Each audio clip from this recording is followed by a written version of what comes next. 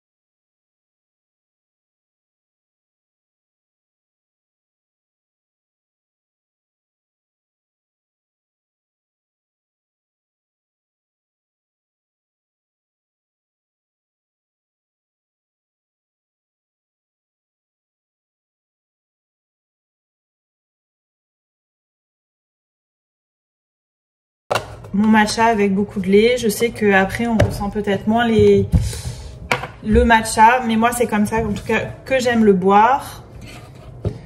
Voilà, on va peut-être...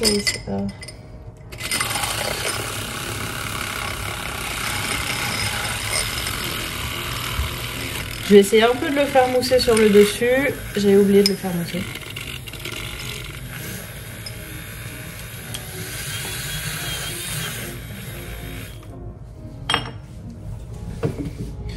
On a un lait qui mousse sur le dessus et qui est liquide en dessous. Je vais rajouter une petite touche de vanille.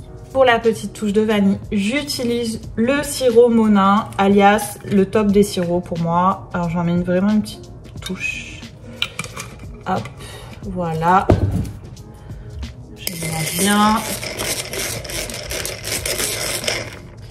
Et je rajoute mon matcha.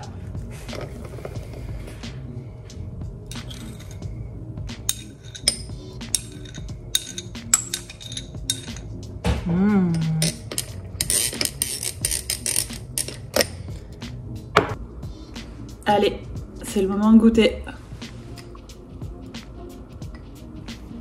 Il est excellent, vraiment excellent. J'aime bien la petite pointe de vanille parce qu'il n'y en a pas beaucoup et c'est pas non plus trop sucré. Ça donne juste tout ce qu'il faut, une petite touche. Et vraiment, les propriétés du matcha sont conservées. Je trouve franchement, c'est excellent.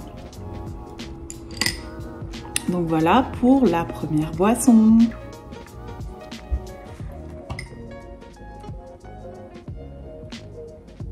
Et coucou. Alors on n'est pas le jour même, on est le lendemain et on se retrouve avec du coup une nouvelle boisson. J'ai été au supermarché asiatique et j'ai trouvé ceci. Ça se présentait alors comme un bubble tea, un kit pour bubble tea. Franchement, j'arrive pas à lire ce qu'il y a marqué, je ne comprends rien. La boîte est très jolie, pour une madame comme ça. Non mais la boîte m'a attirée en fait, donc je sais même pas c'est quoi le goût, je n'en sais rien. On a une petite... Ah ben voilà, ah ben... Bubble tea saveur matcha. Bah en fait cette vidéo va devenir une vidéo sur les boissons matcha. Non je rigole. Ok, donc mettre le sachet de thé et les perles dans la tasse. Ajouter 450 ml d'eau chaude. Ok, bon, alors on a la tasse comme ça, je ne l'ai pas ouverte. Ok, on a tout pour faire le bubble tea. On a même la petite paille. Donc ça, je sais pas ce que c'est. Bon, bah, ça doit être les boules. Je pense que ça, c'est les boules. On a le sachet de thé.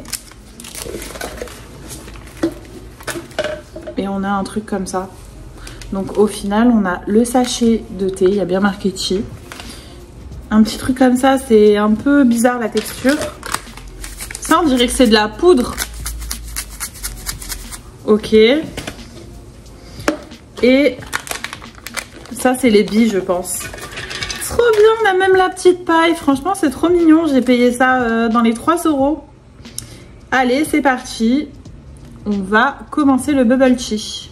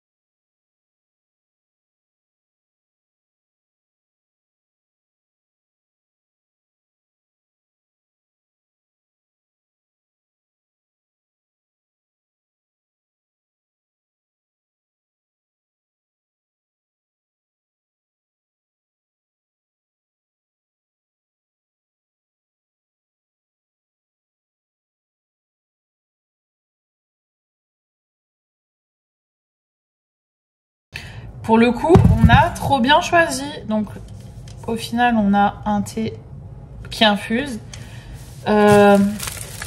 Du coup, laissez infuser 2 minutes et ajouter le reste des ingrédients. Bon,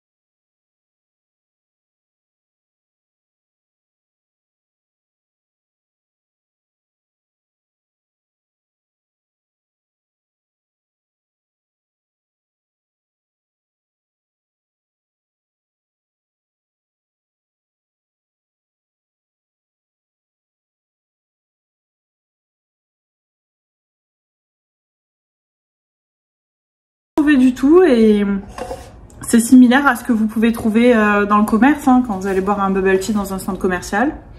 Après, le goût matcha, moi je trouve pas qu'on sente le matcha.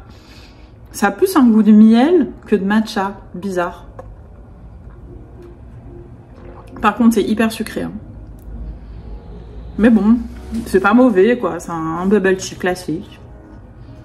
Voilà, pour la marque, je vous laisserai... On est à peu près 2 heures après avoir fait le bubble tea. Et je l'ai pas fini.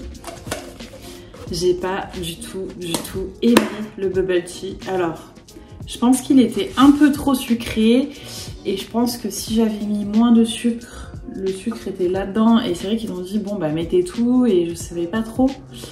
Mais c'est extrêmement sucré. Et aussi, ce que je peux te dire, c'est que quand on va en Corée et qu'on prend des boissons à emporter, c'est très sucré aussi. Donc, on reconnaît bien la Corée. Mais non, franchement, c'était pas forcément à mon goût. C'était assez écœurant. Donc, si jamais vous le trouvez, parce que à mon avis, on doit le trouver dans les supermarchés type asiatique, c'est le sucre. Et n'en mettez pas beaucoup parce que c'était trop sucré. Franchement, je pourrais pas le terminer. C'est trop pour moi. Bon, c'est reparti en fait. Il est à peu près 17 h et mon chéri il a envie d'un latte. Alors je lui ai proposé de lui faire un petit latte. Donc on reprend encore les mêmes basiques. Le lait. Vanilla ice latte. J'ai oublié de préciser, c'est ce qu'on boit en Corée de partout dans les cafés. C'est vraiment excellent. J'ai découvert ça là-bas. Donc du coup, moi pour le faire, je prends le sirop Mona à la vanille. Évidemment, mon meilleur ami que je ne présente plus. Quelques glaçons. Une petite dosette de café puisque j'ai que des machines à café à dosette. Et très sincèrement, je pense que d'ici la fin de l'année, je vais investir dans une DeLonghi avec du café en grains parce qu'on a ça à mon bureau. Et c'est juste incroyable la différence. Le goût du café en grains, ça n'a rien à voir et j'en peux plus de Nespresso et j'ai envie de changement. Voilà, donc je vais changer niveau café. Je sais plus où j'en étais, les glaçons, la petite paille, le petit verre. C'est parti pour le ice latte. Donc ce que je vais faire, c'est que on met bien sûr du lait. Bah, je vais finir la brique de lait. Voilà, il aura un bon ice latte. La prochaine fois, je crois que je vais acheter du lait végétal parce que franchement, le lait de vache, je ne le supporte pas.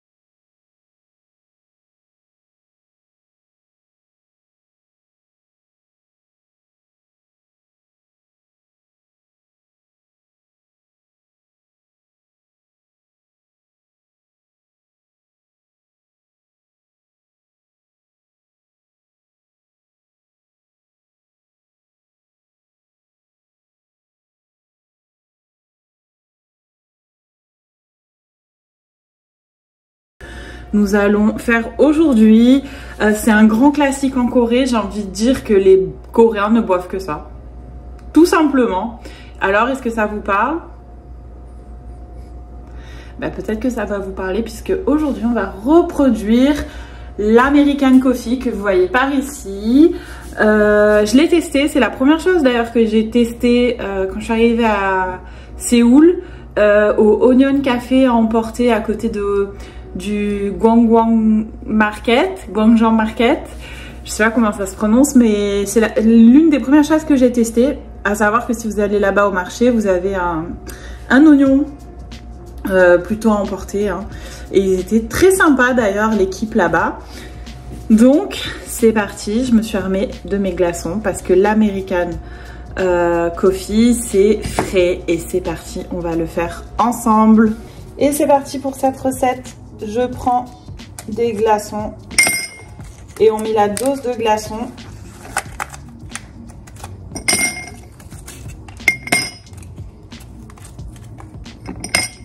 J'en ai mis 4.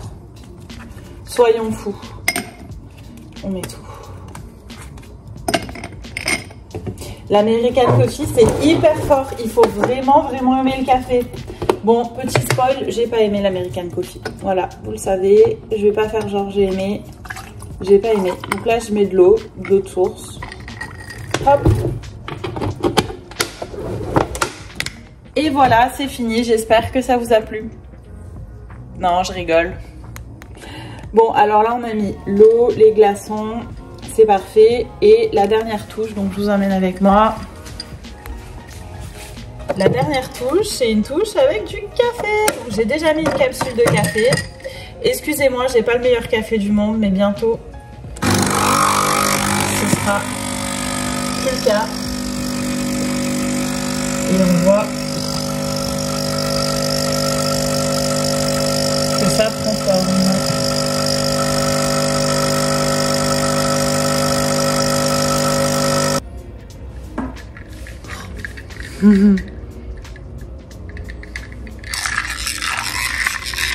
Bon, alors vous pouvez ajouter, si vous le souhaitez, une petite dose de sucre. Mais bon, étant dire que nous on évite le sucre ici, allez, je vais goûter et je vais vous dire ce qu'il en est. J'aime toujours pas les gars. J'aime toujours pas l'American Coffee. C'est super corps quoi. Je sais pas, c'est pas pour moi. Mais mon chéri m'a demandé de lui faire. C'est pour ça que je me suis appliquée pour le faire. J'en ai fait un beau pour vous, mais pour lui aussi. Donc, je vais lui donner l'American Coffee. J'en prends encore un peu. On va passer un petit dimanche tranquille. C'est la fin de cette vidéo. J'espère que vous l'avez aimée. Et Minette se joint à moi pour vous faire un petit coucou. En tout cas, n'hésitez pas à vous abonner, à liker la vidéo, et puis si vous voulez regarder un petit peu ce que j'avais fait à Séoul, il y a toutes les vidéos, il y a 4 épisodes à Séoul. Voilà, je vous souhaite un bon week-end, un bon visionnage, une bonne semaine au moment où vous regardez cette vidéo, et je vous dis à bientôt pour une nouvelle vidéo.